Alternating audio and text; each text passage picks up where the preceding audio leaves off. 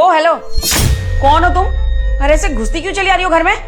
अरे वो आंटी, मैं ना सीमा आंटी की बेटी हूँ जो आपके यहाँ काम करती है ना।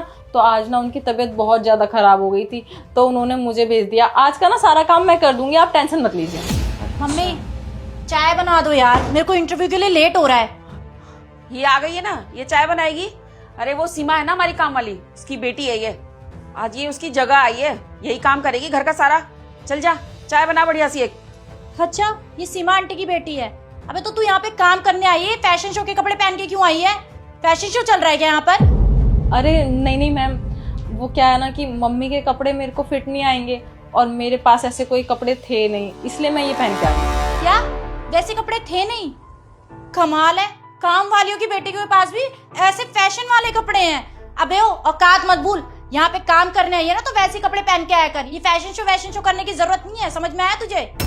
अरे नहीं, आप गलत समझ रहे हो। वो क्या है ना, मेरी भी एक छोटी सी मीटिंग है, तो मैंने सोचा कि यहाँ पे थोड़ा। एक सेकेंड, क्या बोला तूने? मीटिंग? कौन सी मीटिंग?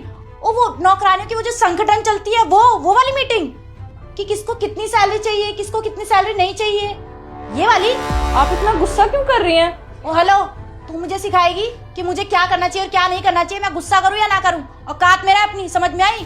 जहाँ सर पे चढ़ने की जरूरत नहीं है। और हाँ, आगे से जब यहाँ पे साफ सफाई करने आएगी ना तो ये ऐसे कपड़े पहन के मत आइयो। जा जाके चाय बना मेरे लिए। मैं 5 मिनट में बना देती हूँ। जल्दी जा। और मम्मी आपको पता करना चाहिए था ना कि वो आ रही है या नहीं आ रही है। मेरे को इंटरव्यू के लिए लेट हो रहा है, ये कोई टाइम है? अब चाय बनेगी। अरे उसने बताया ही नहीं बेटा, मैं क्या करूं? मुझे पता होता तो मैं तैयार कर देती अब तक। अब ये करेगी ना, अब मुझे क्या पता ये फैशनेबल बेटे को भेज रही है। हाँ ठीक है, और मेरी बात सुनो, जब तक मैं आ नहीं जाती ना, इससे सारा काम करवा लेना, एक भी काम मत छुड़वाना। और इसको आगे से बोल देना ये ऐसे कपड़े पहन के ना आए। हाँ हाँ, मैं करा लूंगी सारा काम। तो गुस्सा मत कर, इंटरव्यू के लिए जा रही है, बैठ जा, अभी लाएगी चाय अच्छी से बना के।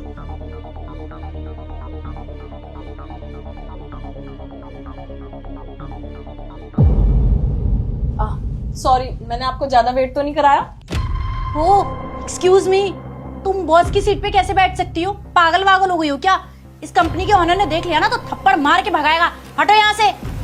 मैम, मैं इस कंपनी की बॉस ही हूँ जिसके साथ आपकी मीटिंग फिक्स हुई थी, शताक्षी झा। अच्छा, तुमने मुझे पागल समझा हुआ है क्या? देखो, मैं अच्छे से जानती हूँ इस कंपनी की ओनर तो तुम किसी कीमत पे नहीं हो सकती हो। एक नौकरानी की बेटी इतनी बड़ी कंपनी की ओनर कैसे हो सकती है? और क्यों नहीं हो सकती मैम? क्या एक नौकरानी की बेटी पढ़ नहीं सकती? क्या एक नौकरानी की बेटी कुछ कर नहीं सकती? अगर आपको ऐसा लगता है तो ये आपकी बहुत बड़ी गलतफहमी है, क्योंकि रियलिटी तो यही है कि मैं इस कंपनी की बॉस हूँ और आपकी मीटिंग मेरे साथ ही फिक्स हुई है। जो काम था वो बोलिए। रियली सॉरी मैम, लेकिन मैम एक बात मुझे समझ नहीं आई। आप इतनी बड़ी कंपनी की ओनर है तो आप हमारे घर में काम करने क्यों आई थी? और आपकी मदर लोगों के घरों में जाके झाड़ू पोछा क्यों करती हैं? क्योंकि मैम, मेरा मानना ये है कि कोई भी काम छोटा बड़ा नहीं हो सकता, और वो काम छोटा कैसे हो सकता है जिस काम को करके मेरी मम्मी ने मुझे यहाँ तक पहुँचाया है, मुझे इतना पढ़ाया लिखाया है। इसलिए मैं नहीं मानती कि वो काम छोटा है।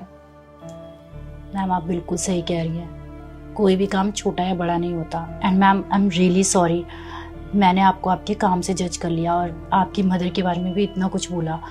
मुझे माफ़ कर दीजिए, मुझे आपसे इस तरीके से बात नहीं करनी चाहिए थी। कोई बात नहीं, हर इंसान एक जैसा तो नहीं हो सकता ना, सबकी सोच में फ़र्क होता है। ऐसे मेरी सोच और आपकी सोच में फ़र्क है। वैसे कौन से टेंडर की बात हो रही थी?